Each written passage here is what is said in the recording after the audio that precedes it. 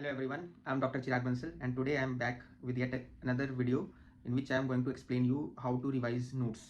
देखो नोट्स को बना तो बहुत लोग लेते हैं बट उनको एग्जैक्टली रिवाइज कैसे करना है, this is the most important thing जो आपके रैंक को डिसाइड करेगी। बहुत से स्टूडेंट्स हैं जो बड़े बड़े नोट्स बना लेते हैं, उनको बाद में रिवाइज करना नहीं आता। शुरू में बहुत मेहनत करते हैं बट उस तरीके के रिजल्ट उनके आ नहीं पाते क्योंकि वो कहीं ना कहीं गलती कर रहे हैं एग्जैक्ट टेक्निक में कि कैसे उनको नोट्स को रिवाइज करना है। आज मैं आपको वही टेक्निक बताऊंगा।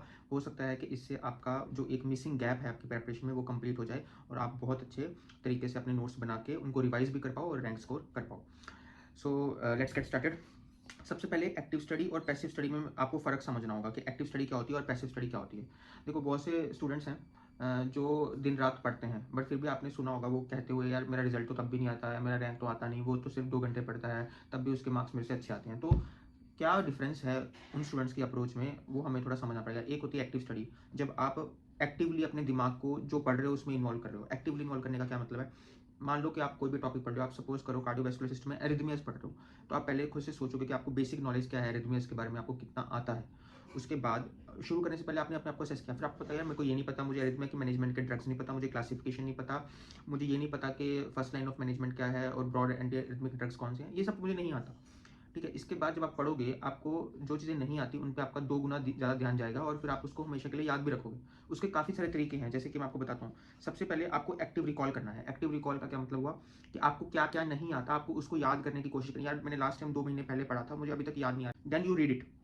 उसके बाद आप रीड करोगे, आपको वो चीज़ दोबारा नहीं बोलोगे। ठीक है, तो उसके बाद आपको उसको रीड करना है। Learning and memorising, reading learning and memorising, ये सब साथ साथ चलना चाहिए। आप पहले एक्टिव रिकॉल करोगे, ये ऑर्डर ऐसे ही फॉलो करना है। एक्टिव रिकॉल में आपको मान लो वो चीज़ अच्छे से याद नहीं हो पा रही है, then you will read it. Read करने के बाद उसको याद करने की कोशिश करोगे। अच्छा ये वाला ड्रग था, उसके लिए कोई निमोनिक अगर बना सकते हो तो खुद का सेल्फ मेड कोई निमोनिक बनाओ। निमोनिक सबसे बेस्ट कौन सा होता है, सेल्फ मेड निमोनिक। तो हमेशा सेल्फ मेड निमोनिक्स की ट्राई करो। और ईजी निमोनिक जिसको आप रिकॉल करना, easy relatable mnemonic, easy and relatable, ये बहुत इंपॉर्टेंट टर्म्स हैं। ऐसा कोई निमोनिक मत बनाना जो आप रिलेट ही ना कर सको टॉपिक से। Relatable and easy mnemonic, self made mnemonic, वो हमेशा याद रहता है। और देन उसको आप मेमोराइज करो, वो आपके लॉन्ग टर्म याद रहेगा, फिर आप एग्जाम में नहीं भूलोगे। उसके अलावा आप क्या क्या कर सकते हो, active recall is one thing as a part of active study. उसके अलावा क्या कर सकते हो, ग्रुप डिस्कशंस, ये बहुत इंपॉर्टेंट है।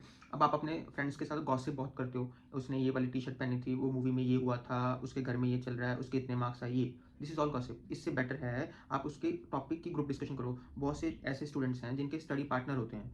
ठीक है, वो स्टडी पार्टनर के साथ अपनी चीज़ें डिस्कस करते हैं and they tend to score better than other people जो हमेशा आइसोलेटेड स्टडी कर। मैं ये नहीं बोला आइसोलेटेड स्टडी करके आप रैंक नहीं ला सकते, मैं बस ये बोलने की कोशिश करूँ, अगर आप ग्रुप डिस्कशन करोगे, कोई आप चीज़ आपका फ्रेंड आपसे पूछेगा, कोई चीज़ आप उससे पूछोगे, दोनों चीज़ें आपको कभी नहीं भूलेंगे। ठीक है, तो group discussion do help, but अच्छे फ्रेंड्स के साथ। ठीक है, अब up to date reference book, Google से सर्च टॉपिक। अब this is also very important, you should use. जैसे आप सपोज करो आप नोट से पढ़ रहे हो, आपको मान लो कोई चीज़ समझ नहीं आ रही, बहुत से स्टूडेंट्स हैं उसको एज इट इज़ पढ़ते रहते हैं।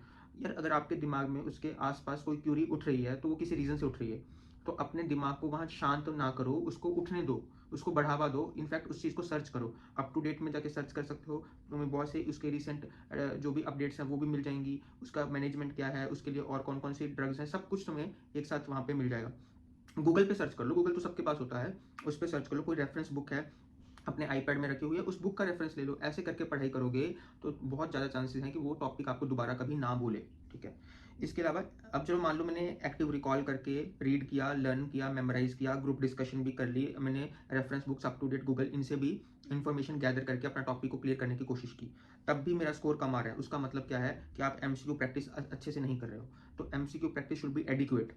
What is adequate MCQ practice, कि आपका जो टॉपिक आपने प्रिपेयर किया है उसमें एटलीस्ट आपका जो परसेंटाइल स्कोर है वो 90 परसेंटाइल या उससे ऊपर आ रहा है, और जो परसेंटेज स्कोर है वो 75% से ऊपर आ रहा है। मतलब हर 4 क्वेश्चन में से 3 आप कर पा रहे हो। This is adequate MCQ practice and adequate revising of the notes. तो क्या बोला, what is adequate, adequate is percentile, percentile करके लिख रहा हूँ मैं, should be more than 90%, 90th of percentile, and percentage should be more than 75%। मतलब हर 4 में 3 क्वेश्चन ठीक होने चाहिए।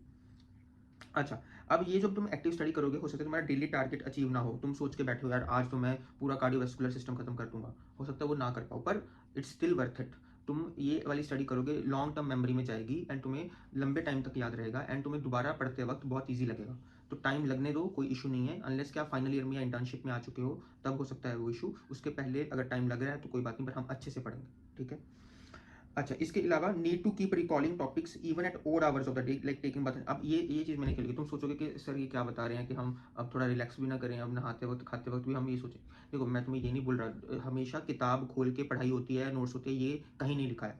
मैं जब पढ़ता था बहुत बार किताब मेरी आंखों के आगे नहीं होते थे, मेरे दिमाग में चल रहा होता था कुछ कुछ। वो अगर हो रहा है तो इसका मतलब आप स्टडी में सही में इन्वॉल्व हो। ये ऐसी टेक्निक्स हैं जो आपके यहाँ से वहाँ तक ले जाएंगी, बहुत तरक्की की राह पे ले जाएंगी, इसलिए मैं बता रहा हूँ। तो अगर आप सही में लोगों की नज़र में नहीं पढ़ रहे तब भी आप अपने दिमाग में पढ़ सकते हो, अपनी चीज़ों को रिवाइज कर सकते हो। ठीक है, चाहे आप कुछ भी कर रहे हो, ठीक है, एक्स वाई कुछ भी कर रहे हो, तब भी आप अपने दिमाग में वो टॉपिक जो आपने कल पढ़ा था वो रिवाइज कर सकते हो। इसको बोलते हैं photographic memory of the notes. जब भी आप मान लो अपने नोट्स को पढ़ो, अगर आपके चाहे खुद के लिखे हो चाहे मैरो के दिए हैं तो प्रेप राइटर के दिए हुए नोट्स हैं, उनकी फोटोग्राफिक मेमोरी आपके दिमाग में होनी चाहिए। And what is photographic memory दोस्त? फोटोग्राफिक मेमोरी का ये मतलब होता है कि आपके दिमाग में उन नोट्स का एक इम्प्रिंट बैठा हुआ है। अब जो इम्प्रिंट है उन नोट्स का, वो आपको जैसे आपने एक बार मान लो नोट्स का एक पेज पढ़ लिया, उसके बाद आप आंखें बंद करके सोचो कि यार इस पेज में यहाँ पे ये लिखा था, ये डेफिनेशन लिखी थी, इस पेज पे यहाँ पे लिखी हुई थी, अब मेरे को ये याद आ रही है, या फिर इसका ये मैनेजमेंट ट्रक से याद आ रहा है। कल को जब आप एग्जाम सॉल्व करोगे, एमसीक्यू प्रैक्टिस करोगे, आपको वही पेज खुल के आपके सामने आ जाएगा। इतना बढ़िया बनाया उस गॉड जी ने हमारे इस दिमाग को। ठीक है, तो वो फोटोग्राफिक मेमोरी बहुत इंपॉर्टेंट है, वो बनानी है विद एक्टिव स्टडी। ठीक है, तो ये मैंने वही after reading you need to revise that page for at least 5 minutes. और किस तरह से रिवाइज करना है? So that you can teach someone else. हमेशा अपनी प्रिपरेशन इस तरीके की रखो कि जो मैं आज पढ़ रहा हूँ कल मैं अपने दोस्त को पढ़ा सकूँ। मतलब like a teacher you should be prepare with the topic. अगर आप इस कॉन्फिडेंस में प्रिपरेशन कर लोगे, बिलीव मी कोई भी क्वेश्चन आ जाए वो आपको चैलेंज नहीं करेगा। आपको उसका कुछ ना कुछ आइडिया जरूर होगा, अनलेस के कुछ बहुत ही आउट ऑफ द वे आ जाए, वो किसी भी टॉपर को नहीं आता हो। तो हमेशा अपने प्रिपरेशन को इस तरीके से करो कि जो आपने मेहनत पहले नोट्स को बनाने में करी है वो अभी आपको एग्जीक्यूट हो सके। इसके अलावा replicate your knowledge into main exam MCQs and getting feedback of your wrong answer, this is very important. अब जब आप मेन एग्जाम में बैठोगे, आपके ऐसा तो नहीं सारे क्वेश्चन सही होंगे, कुछ गलत भी होंगे। अब गलत क्यों हुआ उसको एनालाइज करना, उस मिस्टेक को ढूंढ के अपने नोट्स में ऐड करना, और उस नोट्स को दोबारा पढ़ के रिवाइज करके उसकी फोटोग्राफिक मेमोरी बना के अपने दिमाग में छाप लेना ताकि वो सेम मिस्टेक दोबारा ना हो, is also very important, so that आपका नॉलेज कंसिस्टेंटली बढ़ता रहे, जो लेक्यूनस है वो निकलते रहे, आपकी नॉलेज में जो लेक्यूनस है।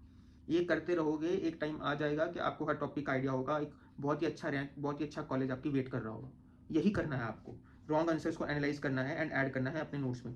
MCQ practice is equally important. And at last एक चीज़ बोलना चाहूँगा, ये सब करने के बाद भी अगर आपको आप एडिक्वेट स्कोर नहीं कर पा रहे हो, मान लो कि आपको ये सब करने के बाद भी आपका स्कोर कहीं ना कहीं लैग कर रहा है, इसका मतलब आपका इन सबसे कंसेप्ट क्लियर नहीं हो रहा। Then you need a teacher, a lecturer, someone who can guide you. तो आप मेन वीडियोस पे जा सकते हो, जो कोई भी ऐप आपने ली है, वीडियोस या तो लाइव लेक्चर्स। ठीक है, लाइव लेक्चर्स अटेंड कर सकते हो, उन टीचर से अपने डाउट्स डिस्कस करने हैं। Doubt discussion, this is very important. बहुत से लोग स्टूडेंट्स हेजिटेट करते हैं अपने डाउट्स टीचर से पूछने में। दोस्तों देयर इज़ नो हेजिटेशन। आप एक डॉक्टर बन रहे हो, कल को पेशेंट आपके सामने आप मर रहा होगा, आप उसकी जान बचाओगे, तब गलती करने से अच्छा है आज गलती कर लो, अपने टीचर से पूछ लो। तो अगर आपका इस सब करने के बाद भी जो मैंने ऊपर बताया क्लियर नहीं हो रहा, तो आपको मेन वीडियोस देखनी है, कंसेप्ट बनाने हैं, लेक्चर देखने हैं, डाउट डिस्कशन करना है। अब पैसिव स्टडी क्या होती है? देखो अब जो करना है मैंने एक बार मैं बताना चाहता हूँ, जो लोग करते आ रहे हैं और उसकी वजह से उनका नुकसान होता है। Just reading notes without proper memorising, not not enough for good rank. जैसे मैंने बहुत से स्टूडेंट्स को देखा है, सुबह से शाम तक पढ़ रहे हैं, बेइंतहा पढ़ रहे हैं, चीज़ें समझ नहीं आ रही, बस पढ़े जा रहे हैं पढ़े जा रहे हैं, फिर वो उनका रैंक नहीं आ रहा, फिर वो बोलते हैं अगले दिन पूरा दिन आके पढ़ के बोलते हैं कि यार मेरे को कुछ समझ नहीं आया कि क्या क्या रखा है आपने। तो आपको दोस्त आगे बढ़ना ही नहीं था, जहाँ आपको समझ आना बंद हो गया वहीं रुक जाना था, उसको सर्च करना था। अगर सर्च करने पे नहीं मिल रहा या फिर उसके रेफरेंस बुक्स में कुछ हेल्प नहीं हो रही, तो आपको अपने टीचर को कॉन्टैक्ट करना था, मेन वीडियो को देखना था दोबारा। पूरा दिन वेस्ट करके वो ये चीज़ बोलते हैं। ठीक है, तो many this happens to many student, I also call this as pseudo study. But is कि उनके फ्रेंड्स को, उनके टीचर्स को, उनके पेरेंट्स को, सबको लगता है यार ये तो बहुत पढ़ता है, सुबह से शाम तक ये पढ़ रहा है, फिर भी मेरे बच्चे का स्कोर नहीं आ रहा, वो कर नहीं पाता, मेहनत बहुत करता है, मेहनत में पूरा 100% है लेकिन स्कोर नहीं आ रहा। तो कुछ तो है जो वो गलत कर रहे हैं, उसी को मैं सूडो स्टडी बोलता हूँ। मतलब वो खुद भी ऐसा सोचते हैं कि I study and work too hard still I don't get the results, because वो कुछ ना कुछ गलती कर रहे हैं, वो जो चीज़ पढ़ रहे हैं वो पढ़ जरूर रहे हैं बट उनको समझ नहीं आ रही। तो this is called passive study. एक और फॉर्म है पैसिव स्टडी का, मतलब direct video watching. What is direct video watching? जो मैंने आपको एक्टिव स्टडी में वीडियो वॉच करने का एडवाइस कब दिया? बिल्कुल एंड में दिया। मैं ये नहीं बोल रहा कि आप प्राइमरी नोट्स मत बनाओ, प्राइमरी नोट्स आपको बनानी है, प्राइमरी नोट्स बनाने को मना नहीं कर रहा, वो तो आपने पहले ही बना रखे हैं। उन नोट्स को रिवाइज कैसे करना है मैं आपको ये समझा रहा था। और रिवीजन के टाइम पे देखो, आप यहाँ से देख लो, मैंने कहीं पे भी आपको वीडियो देखने के लिए नहीं बोला है, शुरू से एंड तक मैंने सिर्फ आपको खुद एफर्ट लगाने को बोला है। अब you are your own teacher, यहाँ तक मैंने आपको वीडियो देखने के लिए नहीं बोला है। बच्चे बहुत ऐसा होता है कि सीधा वीडियो पे आते हैं, एंड पे जब ये सब कर लिया आपका स्कोर, तब भी मैंने तब आके बोला कि भैया आपका कंसेप्ट गलत है, आप अब जाके वीडियो देखो।